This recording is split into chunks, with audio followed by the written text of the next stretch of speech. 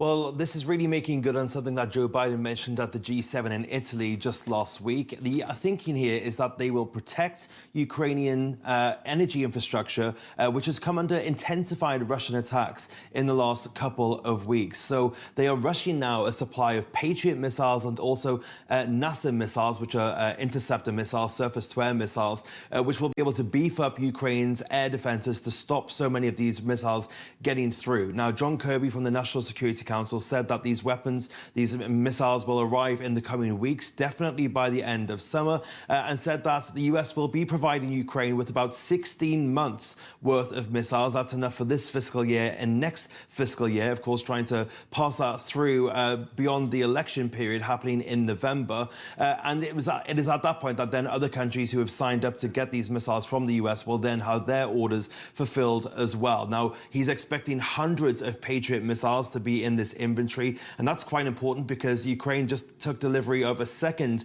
Patriot missile system from the United States, which is one of the most advanced air defense systems in the world, and also something of a rarity in the US stocks. We think there are only about just over a dozen of them in the US arsenal, so two is quite a significant number, and it means that there will be a delay for the other countries trying to wait for these missile systems, but ultimately the US deciding that Ukraine's needs were more pressing, but the White House quick to point out that the delay will not be felt by Taiwan or indeed by Israel as well.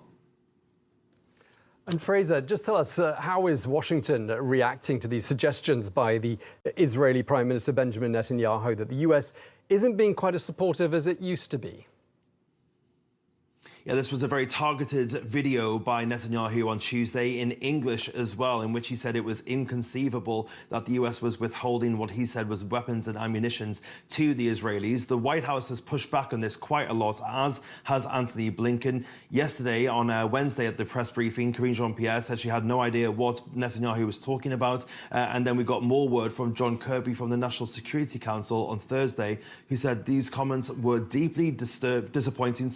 and certainly vexing to us, given the amount of support that we have and will continue to provide. The US is being quick to point out as well that they've only paused one shipment to Israel, and that is that 2,000-pound bomb shipment that happened a few weeks ago, because they were concerned that the bombs would be used in heavily populated areas. Otherwise, there has been a steady stream of weapons being sent to Israel from the United States, and the US was so angered by this tone at Netanyahu that there was a pushback by the White House because they cancelled some meetings that were scheduled to be held with the Israelis over the threats that Iran is posing to them. It should be said that meetings now, however, are continuing. There are some high-level Israeli diplomats and aides to Netanyahu in Washington on Thursday, and they are meeting with Jake Sullivan and Antony Blinken, where they will discuss a host of issues, including Hezbollah in the north and, of course, that ongoing deal for a ceasefire, which is still proving ever elusive.